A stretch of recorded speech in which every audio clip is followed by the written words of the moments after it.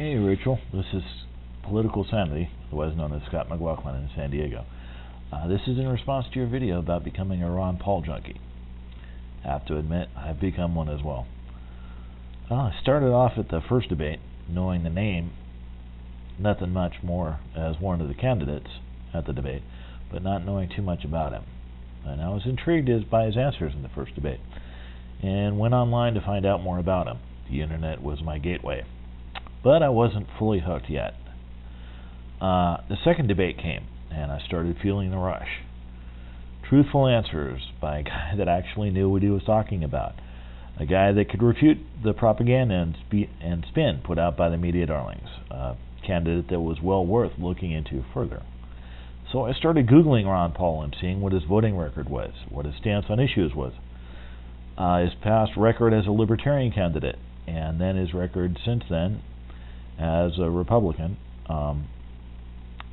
and why he became known as Dr. No, how he uses the Constitution as a guide to determine whether a bill deserves his vote or not,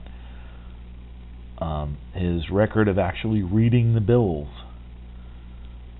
that are put before him prior to voting on them. That blew me away. A politician that actually knows what he's voting on. Started feeling pretty high about him. Also started checking out the polls and blogs to see if anyone else was seeing what I was seeing. So my high was starting to soar. I was feeling good about life for the first time in a long time. I'd actually found a candidate that I could vote for rather than against. But then came a little bit of a rough period. To my dismay, not only wasn't he polling very well, in a lot of the cases he was intentionally left out of the polls. Not even offered as a choice, man. That was really bumming me out. To make matters worse, I found that a bunch of bloggers were going around and spreading lies about Dr. Paul, intentionally misstating his positions, and they were saying that the supporters were spamming the polls. Man, that cut into my really righteous high. It brought me crashing down. I was really bummed that people are saying these things, because anybody with any technical know-how could figure out easily how to eliminate spam votes. Basically, all you have to do is note ISP addresses and require email registration, and that can eliminate whatever spam vote there is. Then it hit me. The lies were being spread because the other major candidates and the people that want basically the status quo to keep going on were afraid of Ron Paul's message, and they didn't want the voting public to know the truth. So hey, I started feeling good again. I was feeling stoked, started feeling high again. My high was reborn.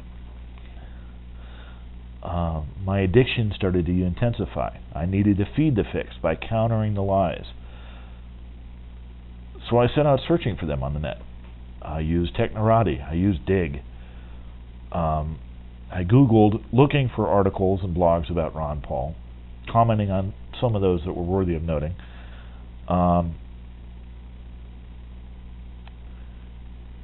Ended up burying a whole bunch of them that were lies and smear campaigns.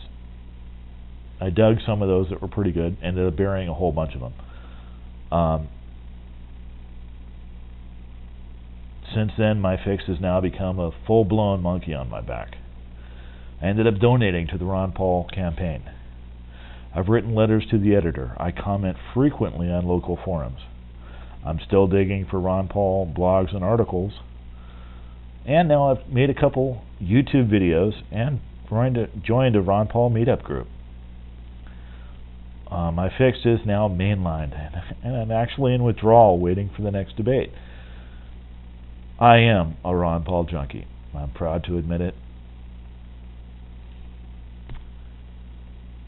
And I hope that there are a lot more of them out by the time that the election rolls around.